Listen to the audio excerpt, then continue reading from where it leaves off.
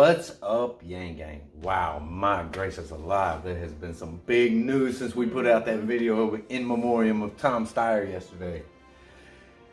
As y'all are aware at this point in time, Amy Klobuchar's bangs. Yeah. Klobuchar's bangs out. She immediately endorsed Joe Biden. So.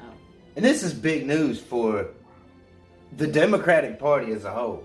You know, coming from the Republican conservative side, it's been very interesting for us to be able to watch the mechanics and the goings on and even the corruption of the DNC. Mm-hmm. It's all been very interesting. But now what you've seen is this divide, right? And it's come down to like Bernie and his camp against the rest of the Democrats. Yeah, it's really weird the dynamic that's going on. They are not a unified party, and they're definitely, we are not a unified party, right? Because we are technically Democrats still right now. We're not a unified party. You have those that are like, yes, Democratic Socialists, and then you have the rest of the Democrats who are like, no, I don't want any part of that. So I feel like Klobuchar dropping out and endorsing Biden is going to bring more people over to Biden. I feel like Buttigieg dropping out is really going to split them almost in half, probably, between Biden and Sanders. So really, I don't think that's going to have an effect on either one of them. But Buttigieg will probably come out and endorse Biden because I know he doesn't particularly like Bernie. So the vast majority of remaining Democrats, one, they're going to drop out. Elizabeth Warren's gone. We know that. Tulsi, she's just fighting just to keep fighting just because she's Tulsi. You know, somebody was talking about Biden maybe angling for a woman as his VP. Mm-hmm. There's only a couple possibilities that I could see. And one of those people is somebody that's still in the race, but who's soon to drop out, and that would be Elizabeth Warren. Mm-hmm. Because she is such a strong Democrat voice, I feel like, you know, that would be a logical choice. And she's more on the progressive side, so you get someone like Biden, who seems to be more center, and you grab a progressive as your VP. But I, by and far, still think that Andrew Yang is the best choice for vice president. He's the best choice for president, obviously. So obviously vice president would be... But the next best thing is vice president. Mm-hmm. But we do believe firmly that no matter which way everything goes, Yang will be the next president in 2024. Obviously. But a good start to that would be vice president. Mm-hmm. Now, so yeah, I really feel like Andrew Yang is going to be on a very, very short list of people that Biden will be calling about the vice presidency position. Very, very short list. In order for Yang to be Biden's VP, I do believe that Biden will have to mention UBI and will have to even add it to his policy. Something like he's going to have to. But that's just it. It would be a step in the right direction, and he would do that. Biden is a person who can be reasoned with most of the time when he's not smelling people's hair or biting people's fingers. Yeah.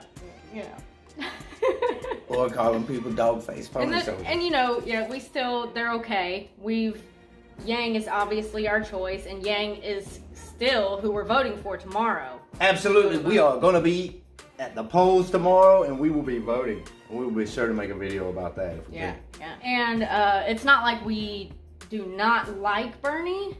Just for those of y'all out there watching that are voting for Bernie, and that's fine. We have love for Bernie. Coming from the conservative side, Yang made the most sense. Otherwise, we wouldn't even be on the Democratic side right now. So Bernie kind of makes the least sense for people like us because we don't agree with most of his policies. I mean, he could be a great guy, and he might even be a great president if he could get that far, but we don't agree with him personally. And that's going to be the hang-up for a lot of people, because one thing that I've noticed, being from the conservative side over here as a Yangocrat, is whether you're Democrat or Republican, most of us are just right here in the middle. Mm-hmm. You know, the vast majority of us are the normal people. like Andrew Yang likes to call We're it. not extreme. We're not extreme on either side. You know, most of us are just trying to get along and raise our kids, and we all really have the same goals and aspirations. We just have different ways of going about it, and we have different visions as far as, you know, a few little things.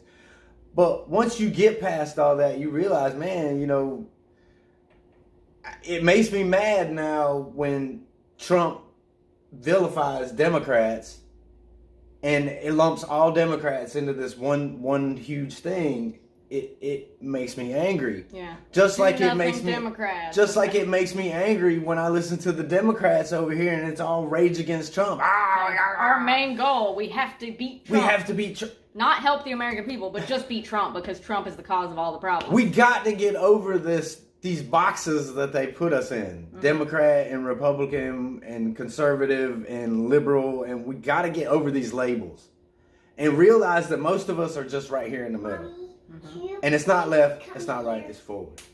Close this out. Yang Gang, enjoy the in memoriam to Klobuchar. Pete Buttigieg, Klobuchar, yeah. and Klobuchar's bangs. We love you, Yang Gang. See you on the next one. Pete Buttigieg. South Bend Mayor Pete Buttigieg. I always say his name wrong. Buttigieg. Indiana Mayor Pete Buttigieg. Buttigieg.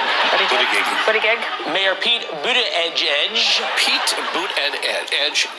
Pete Buttigieg. Peter Buttigieg, the mayor of Indianapolis.